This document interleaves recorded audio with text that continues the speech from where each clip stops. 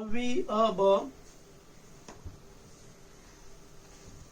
मला वाटतं या चॅप्टर मधला हा तिसरा व्हिडिओ आहे.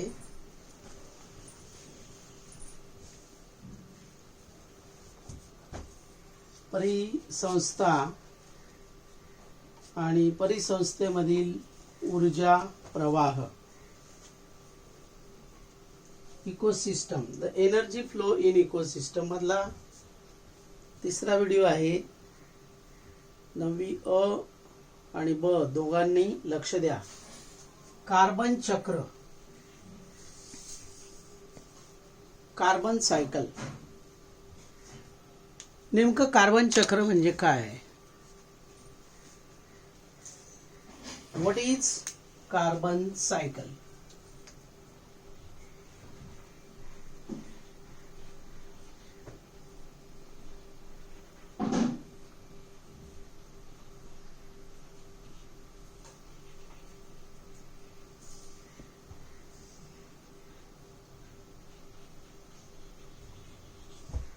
What is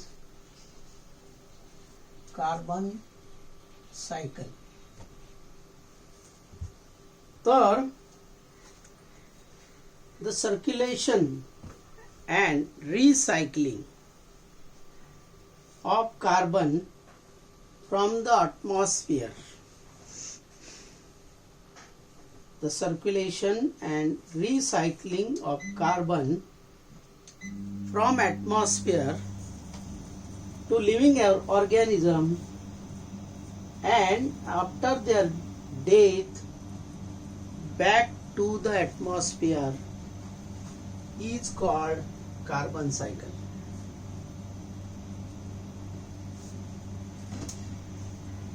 कार्बनचे वातावरणातून सजीवाकडे आणि त्यांच्या मृत्यूनंतर पुन्हा सजीवाकडून वातावरणाकडे कार्बनच्या प्रवाहाला कार्बन चक्र असे म्हणतात. द रिसायकलिंग और the circulation and recycling. Recycle means आपण त्याला मराठीत पुनर्वापर असं म्हणतो.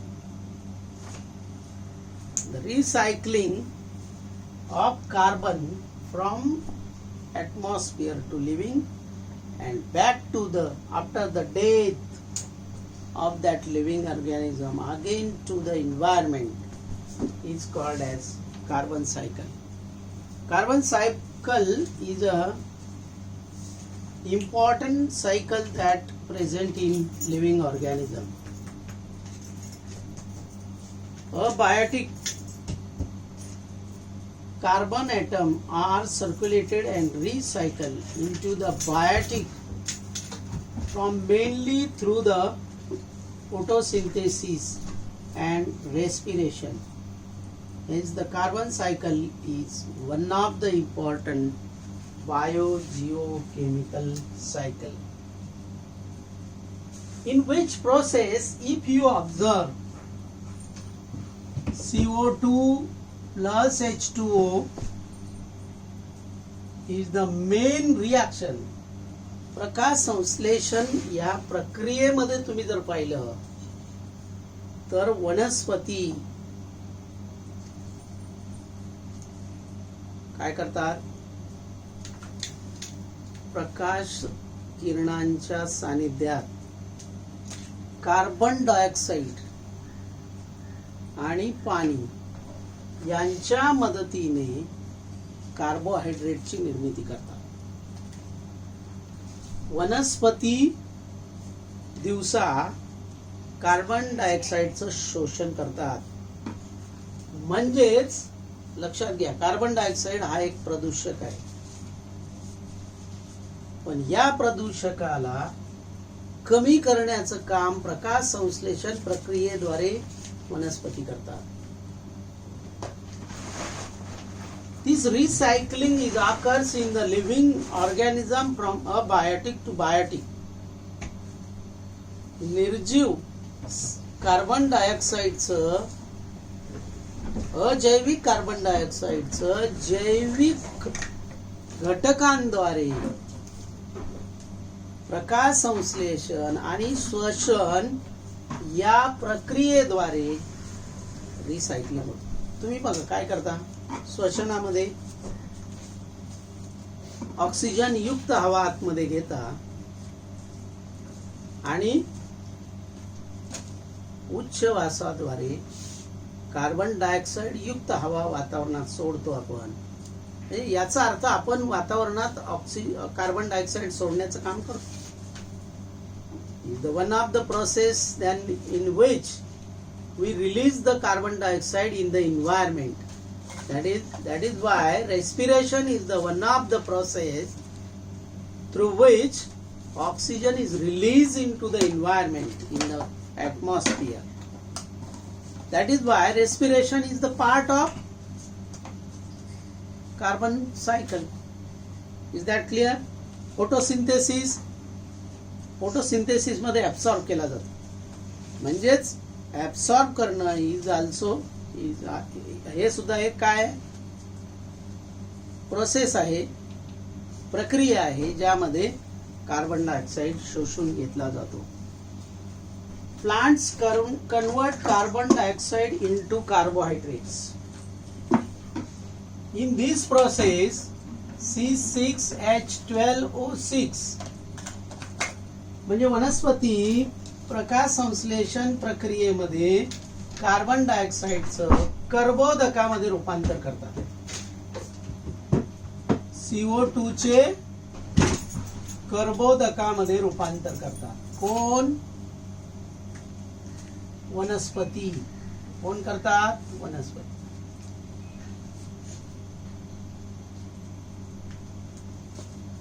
म्हणून तर झाडे लावा असं म्हटलं जातं, कारण झाडे कार्बन डायऑक्साईडचं प्रमाण वातावरणातलं कमी करतात. Plant convert carbon dioxide into carbohydrates. Then by the process of photosynthesis, similarly they produce carbon compound like protein and fats also. Then herbivorous feed upon the plant, carnivorous feed upon the herbivorous. In this way, biotic carbon is transported from plant to herbivorous, from herbivorous to carnivorous, and from carnivorous to apex consumer. Is the main process reaction occur in the living organism. म्हणजेच वनस्पती carbon डायऑक्साईडचं कर्बोदकामध्ये रूपांतर करतात. ही कर्बोदके herbivores म्हणजे आपण मागच्या वेळेस जे पाहिलं, मागच्या याच्यामध्ये हर्बिवोरस और प्रायमरी कंझ्युमर्स म्हणजे प्राथमिक पक्ष हे त्याच्यावर अवलंबून, वनस्पतीवर अवलंबून असतात. हे प्राथमिक भक्षकामध्ये आलेल्या कार्बन डायऑक्साईड, आलेले कार्बन कंपाऊंड हे द्वितीय भक्षकाकडे आणि द्वितीय भक्षकाकडून सर्वोच्च भक्षकाकडे जातात आणि पुन्हा हे सर्वोच्च भक्षक त्यांच्या मृत्यूनंतर त्याच्यामध्ये असणारे कार्बन कंपाऊंड हे वातावरणात सोडले जातात. या प्रक्रियेमध्ये लक्षात घ्या, is a very simple process that occur or transport the carbon and carbon compound from producer to primary consumer, primary to secondary, and secondary to apex consumer. After death of apex consumer, these carbon and carbon compounds again release into the environment. One of the important reaction that given in your book लक्षात ठेवायची, ही बऱ्याच ठिकाणी रासायनिक अभिक्रिया तुम्हाला वापरायची. C6CO2+H2O, sunlight, then chlorophyll.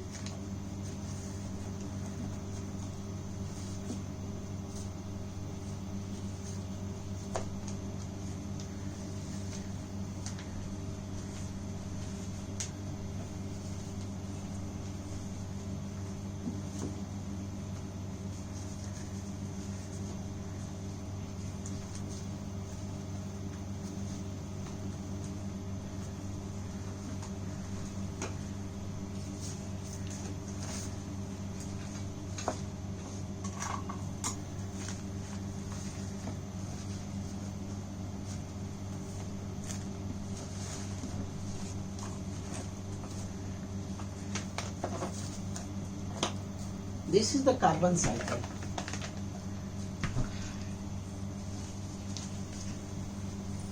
कसा प्रवास होतो? कार्बन सायकल म्हणजे काय? कार्बन चक्र म्हणजे काय?